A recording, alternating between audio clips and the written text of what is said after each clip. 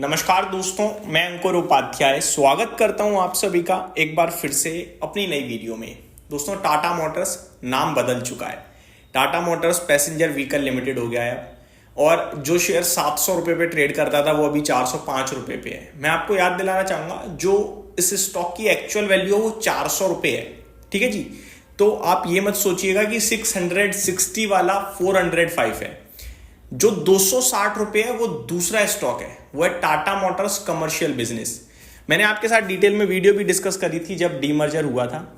जिसने भी टाटा मोटर्स का शेयर 15 नवंबर, आई थिंक 14 नवंबर थी डेट, 15 नहीं थी, जो भी वो डीमर्जर वाली डेट थी उससे पहले लिया है, वो लोग बिल्कुल निश्चिंत रहें। एग्जैक्टली मैं डेट भी बताता हूँ आपको, 14 नवंबर थी।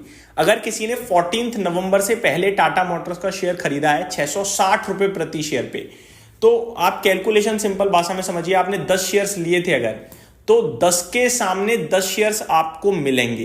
किसके? Tata Motors commercial vehicle limited के। ठीक है जी, और उस शेयर की वैल्यू आंकी गई है 260 रुपये प्रति शेयर। तो अगर आप कैलकुलेट करेंगे तो वो 260 रुपये प्रति शेयर आपके आने बचे हुए हैं, और 400 रुपये का शेयर आपका जो टाटा मोटर्स पैसेंजर व्हीकल्स का था वो भी 405 रुपये ट्रेड कर रहा है। तो एग्जैक्टली जो 13 अक्टूबर को टाटा मोटर्स का शेयर 660 था, उसकी आज की डेट में वैल्यू 665 है।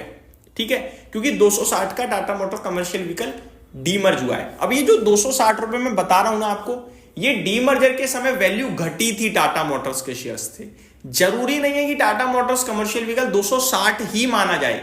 हो सकता है उसका जब लिस्ट होगा वो, तो लिस्टिंग पे 250 आ जाए या 280 आ जाए, हमें नहीं पता, अभी कुछ भी नहीं पता। लेकिन हमें इतना पता है कि जब शेयर्स डीमर्ज हुए तो टाटा मोटर्स से 260 रुपए कम हुए थे, जिसके हिसाब से हम वैल्यू आंक रहे हैं कि 260 के आसपास ही आनी चाहिए।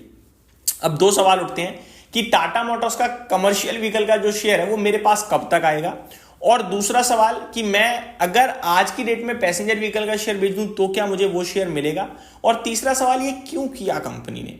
तो सबसे पहले कब तक आएगा बताया ही जाता है, जब डीमर्जर की डेट आ जाती है, डीमर्जर की रिकॉर्ड डेट वगैरह आती है, सबमिशन किया जाता है, तो 45-60 दिन का समय लगता है। उसके बाद दूसरा शेयर जो डीमर्ज हुआ है वो लिस्ट हो जाता है। तो बाजार की एक्सपेक्टेशंस ये है कि मिड नवंबर के आसपास टाटा मोटर्स कमर्शियल व्हीकल का शेयर लिस्ट हो जाएगा। अभी भी वो आपके फ्रोजन अकाउंट में दिख रहा होगा क्रेडिटेड, लेकिन आप उसे ट्रेड नहीं कर सकते क्योंकि वो अभी लिस्ट नहीं हुआ है। वो लिस्ट हो जाएगा जैसे ही, अभी डेट स्पेसिफिकली नहीं आई है, जैसे ही आएगी मैं आपके साथ डिटेल शेयर करूंगा। लेकिन इतना मुझे जो अंदाजा लग रहा है वो ये कि नवंबर मिड तक लिस्ट हो जाएगा और आपकी पोर्टफोलियो में ऑटोमेटिकली क्रेडिट होगा जितने भी शेयर आपके पास टाटा मोटर कमर्शियल व्हीकल के 14 अक्टूबर से पहले थे। ठीक है जी, एक चीज जरूर याद रखिए, मान लो मेरे पास 13 अक्टूबर को 660 रुपए पे 100 शेयर्स थे।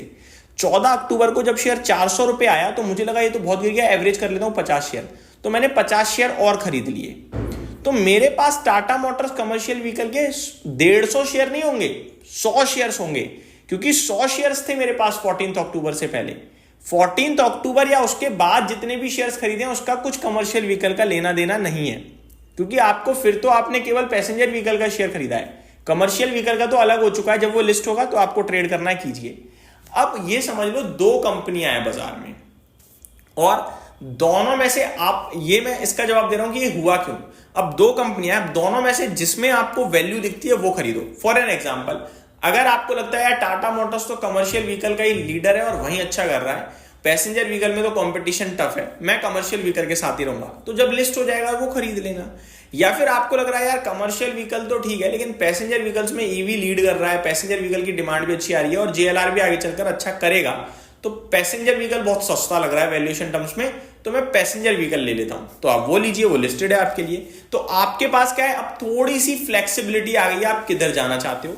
और वहीं दूसरी तरफ जो इन्वेस्टर्स हमेशा जेएलआर को लेकर टेंशन में रहते थे, उनके लिए अपॉर्चुनिटी बन गई कि वो जेएलआर को छोड़ सकते हैं, अब वो कमर्शियल व्हीकल पे ध्यान दे सकते हैं। अब मैं आप सभी के साथ नॉर्मली बात करता हूं अपना व्यू, मेरा व्यू क्या है। मेरा मानना यह है कि पैसेंजर व्हीकल जेएलआर जो भी नीचे दिख रहा है वो सब डिस्काउंटेड है। पैसेंजर व्हीकल के शेयर में 400 रुपए पे खोने के लिए कुछ नहीं दिखता मुझे ज्यादा। और कमर्शियल व्हीकल में मेरा ऐसा मानना है कि यार 260 रुपए भी लिस्ट हो गया तो वो ऊपर जाना चाहिए। क्योंकि कमर्शियल व्हीकल की भी बात करें तो वैल्यूएशन टर्म्स में वो as compared to other commercial vehicle सस्ता मिल रहा है। तो मैं टाटा मोटर्स पे बुलिश हूँ और अभी से नहीं हूँ, प्री डीमर्जर से हूँ। कोई दिक्कत नहीं दिखती है मुझे इस कंपनी में, वैल्यूएशन में भी सस्ता ही दिखता है। और JLR का जो साइबर अटैक था वो कहीं ना कहीं जाके कंपनी खुद कह चुकी है कि जनवरी से फुल फ्लेज प्रोडक्शन स्टार्ट हो जाएगा 2026 में। तो हो सकता है एक क्वार्टर और दिक्कत चले, क्वार्टर 4 में चीज़ें धीरे धीरे न्यूट्रल होते हुए दिखेंगी, फिर FY27 के Q1 से आपको ग्रोथ वापस से दिखेगी। तो समय लगेगा, लेकिन कंपनी ऐसी है कि आप होल्ड कर सकते हैं, बैठ सकते हैं और इस भाव से ज़्यादा डरेंगे भी नहीं, पैसा बनने के चांसेस ज़्यादा है। उम्मीद करता हूँ डिटेल सारी समझ में आई होंगी, वीडियो पसंद आई होगी। Thank you so much for watching this video. Have a great day guys.